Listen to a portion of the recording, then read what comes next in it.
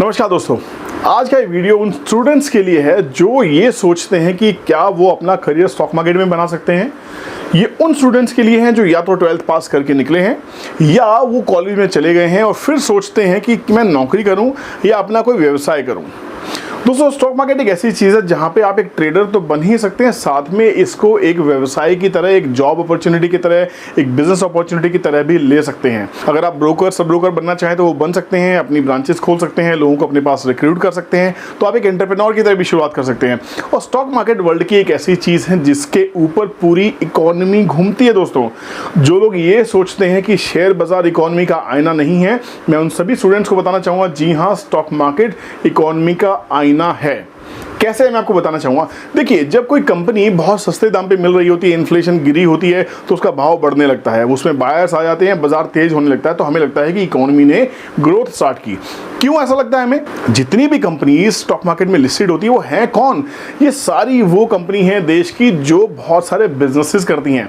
देखिए, चलिए हम बिजनेस का नाम लेने की कोशिश करते हैं। अगर हम पेट्रोलियम की बिजनेस करें तो उसका व्यापार करने वाली कंपनीज हैं, BPCL है, IOC है, ONGC है, रिलायंस पेट्रोलियम है। अगर आप टोबैको प्रोडक्ट्स की बात करें तो ITC है। अगर आप कपड़ा बनाने वाली कंपनीज की बात करते हैं, अरविंद मिल्स हैं। अगर आप F&B बिजनेस की बात करते हैं तो वो कंपनीज हैं। अगर आप FMCG प्रोडक्ट्स की बात करते हैं तो हिंदुस्तान है, ITC है, विप्रो है, बहुत सारी कंपनीज हैं। दोस्तों, यहाँ पे सारी वो कंपनी हैं जो दुनिया का सारा व्यापार करती हैं, देश दुनिया में व्यापार करती हैं, वो लिस्टेड हैं। तो अगर वो कंपनी अच्छा करेंगी तो डिविडेंड पे करेंगी। आपने सुना ही होगा कि dividend is always paid out of the profits. तो कंपनी प्रॉफिट करेगी तो डिविडेंड पे करेगी। तो अगर आप जानना चाहते हैं कि कौन से सेक्टर में डिविडेंड पे होता है, कौन सी सेक्टर की कौन सी कंपनी डिविडेंड पे करती है, तो आपको जानना बहुत आसान है। स्टॉक मार्केट का आपको हिस्सा बनना पड़ेगा। फ्रेंड्स, एक प्रॉब्लम हमारे साथ पता क्या है कि जब हमारी अपब्रिंगिंग होती है ना, तो हमें कोई भी रिस्क लेना नहीं सिखाता।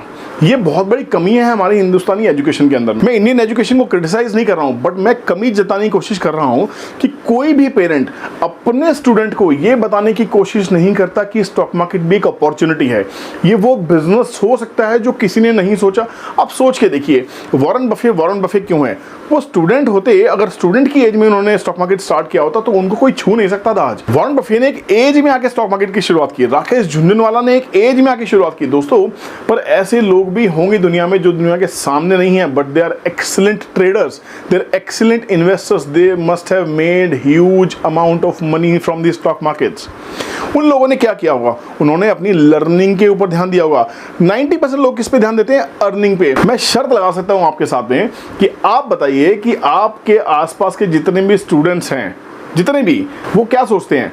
वो सीधा कमाना सोचते हैं, एजुकेशन पूरी हो जाए, क्वालिफिकेशन पूरी हो जाए, उसके बाद जॉब कहाँ मिलेगी। मेरा फोकस ITC होती है, पर ITC में जॉब करना होता है। मेरा फोकस इन्फोसिस होता है, बट इन्फोसिस में जॉब करना होता है। दोस्तों, हमने कभी सोचा कि मैं इन्फोसिस कंपनी के शेयर्स में ट्रेडिंग क्यों नहीं कर सकता? इन्फोसिस कंपनी के शेयर्स में इन्वेस्टमेंट क्यों नहीं कर सकता? अगर मैं छोटी सी इन्वेस्टमेंट अगर आज करनी सीखूं और अगर मैं प्रोफेशनल ट्रेडर बन जाऊं और अगर मुझे ट्रेडिंग की बारीकी समझ में आ जाए और मुझे एक अच्छी ट्रेडिंग करनी आ जाए, तो शायद मैं जिंदगी भर नौकरी करने की मुझे जरूरत नहीं पड़ेगी। दोस्तों, जो प्रोफेशनल ट्रेडर्स होते हैं, मैं आपको बता दूं, उनको किसी जॉब की जरूरत नहीं होती। वो 9 से 3 में काम करते हैं, 9 से 3 कंसंट्रेशन करते हैं, शाम को बैठ के डेटा स्टडी करते हैं, अपने डेटा स्टडी, अपनी एनालिसिस का अगले दिन होने वाली हलचल के साथ मैच करते हैं, ट्रेडिंग करते हैं, इन्वेस्टमेंट करते हैं। एक अच्छा प्रोफेशनल ट्रेडर एक इन्वेस्टर भी होता है और वो ट्रेडर भी होता है। बट जो सिर्फ ट्रेडिंग की सोचता है वो कभी भी इन्वेस्टमेंट अपॉर्चुनिटीज को तलाश नहीं पाता है। तो आपको करना क्या है? आपको एक अकाउंट खोलना होगा। अकाउंट खोलना चाहते हैं तो अकाउंट खोलिए। अगर आपका पैन कार्ड बन गया है, आप पैन कार्ड की एज में है, आपने पैन कार्ड नहीं बनवाया, जाइए पहले पैन कार्ड बनवाइए। पैन कार्ड बन जाएगा, आधार कार्ड आपका बन गया होगा, KYC कीजिए, अकाउंट खोलिए। अकाउंट खोलना चाहते हैं इंडिया की नंबर 1 कंपनी एंजल ब्रोकिंग के साथ में, तो इस वीडियो के डिस्क्रिप्शन में उसका लिंक दिया हुआ है, क्लिक कीजिए और 2 से 3 दिन के अंदर में आपका अकाउंट खुल जाएगा। चलिए, पहला स्टेप तो आप उठा लेंगे अकाउंट खोलने का। उसके बाद करना क्या है? उसके बाद आपको स्टडी करना है। आप देखिए कि हर्षद मेहता ने क्या किया, आप सुनिए, पढ़िए कि केतन पारीख ने क्या किया। दोस्तों, वो टाइम चला गया जब हर्षद मेहता और केतन पारीख थे। आज की डेट में भी फ्रॉड होते होंगे, आज की डेट में भी बहुत सारी चीजें होती हैं, बट सेबी का कंप्लायंस आज की डेट में बहुत स्ट्रांग है। NSE बहुत स्ट्रांग हो गई है, सेबी बहुत स्ट्रांग हो गई है, जो कंप्लायंस के ऊपर ध्यान देती है। आज इन्वेस्टर्स आ रहे हैं। आप सोच के देखिए, हिंदुस्तान में 130 करोड़ की जनता है, उसमें से 60 से 70 करोड़ लोग ऐसे हैं जो कमाने वाले लोग हैं, जो एडल्ट हैं। उसमें से खाली 3 से 4% लोग ही स्टॉक मार्केट का हिस्सा हैं। उसके बावजूद भी स्टॉक मार्केट में लाखों करोड़ों का टर्नओवर डेली होता है। लाखों करोड़ों का, सोच के देखिए। और ऐसा क्यों होता है दोस्तों कि जब भी दुनिया में कोई घटना होती है सबसे पहले उसका असर स्टॉक मार्केट में आता है। अगर कोई खराब घटना होती है, कोई आतंकवादी घटना होती है, कोई लड़ाई छिड़ जाती है, कोई सेंटीमेंट बिगड़ जाते हैं, सबसे पहले स्टॉक मार्केट क्रैश होती है, लोग वहां से पैसा निकाल लेते हैं। और जैसे ही कोई पॉजिटिव न्यूज आती है, कोई गवर्नमेंट आपकी फेवरेट गवर्नमेंट बन जाती है, आपको लगता है बहुत सारा कोई पैकेज आ गया, शानदार इकोनॉमी बूस्टर चीजें मिलने लगी, तो एकदम से स्टॉक मार्केट भागने लगती है। ऐसा क्यों होता है दोस्तों? क्योंकि स्टॉक मार्केट और इकोनॉमी बिल्कुल पैरेलली कोरिलेटेड हैं, इनका चोली दामन का रिश्ता है और ये दोनों एक दूसरे के पूरक हैं। स्टॉक मार्केट अपने आप में आईना है। आपको मैं शर्त लगा सकता हूं, अगर आप स्टूडेंट हैं, आपने अभी तक इसको नहीं देखा इस एंगल से, तो आप देखिए किसी भी बड़ी न्यूज वाले दिन में स्टॉक मार्केट में उछाल जरूर आया होगा या उसमें बड़ी गिरावट जरूर आई होगी। दोस्तों, ऐसी इकोनॉमी के आईने से आप कैसे दूर रह सकते हैं? मुझे बहुत सारे मेल्स आते हैं कि सर मैं स्टूडेंट हूं, क्या मैं स्टॉक मार्केट कर सकता हूं? सर क्या मुझे जिंदगी भर जॉब करनी पड़ेगी? मैं अच्छी जॉब कैसे मिलेगी? क्या मेरी कभी सैलरी 1 लाख रुपए हो सकती है? दोस्तों, आप सोच के देखिए, अगर स्टॉक मार्केट में आप थोड़ा सा पैसा लगाते हैं और एक अच्छे प्रोफेशनल ट्रेडर बन जाते हैं पूरे डिसिप्लिन के साथ में, कोट कर रहा हूं वापस से इस बात को, पूरे डिसिप्लिन के साथ में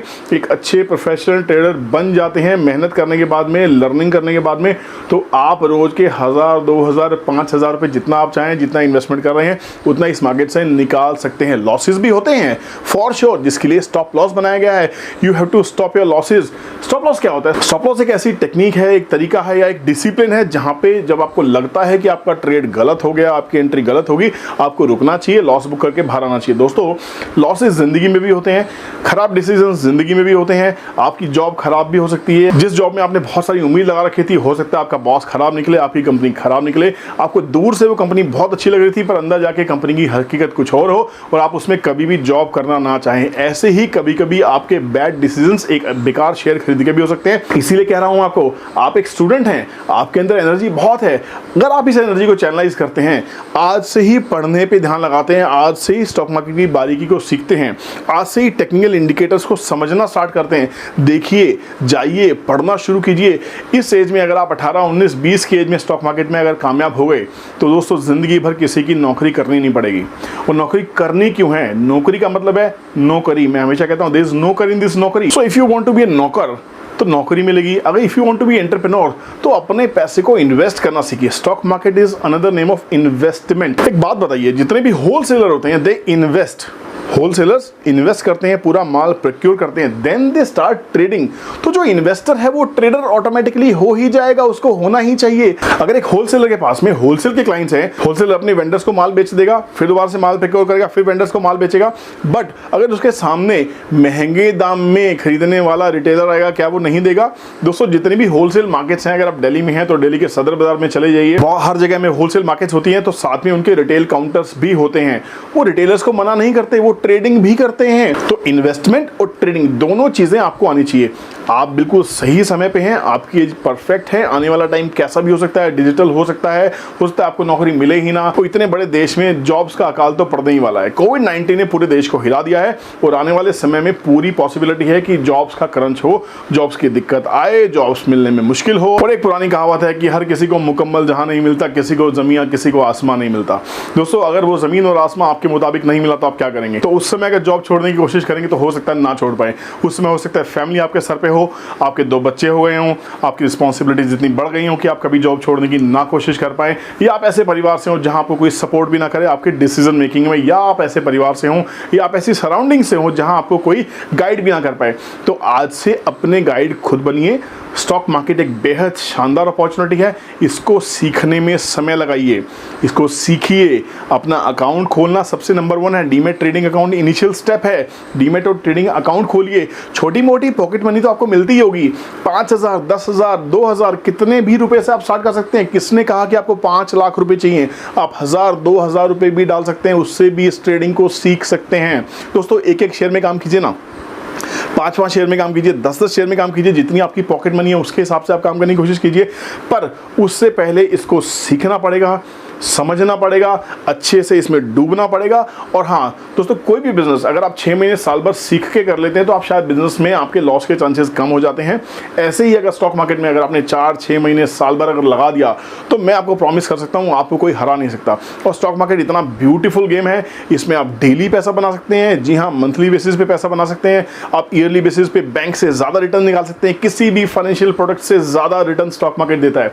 दोस्तों अगर आपको नहीं पता तो मैं बताना चाहूँगा आप सभी स्टूडेंट्स को कि स्टॉक मार्केट एक ऐसी चीज़ है जहाँ बैंक्स में साल में 6% की रिटर्न आती है, यहाँ पे डेली 6% की रिटर्न आती है बहुत सारे स्टॉक्स में। स्टॉक सिलेक्शन करना आना चाहिए।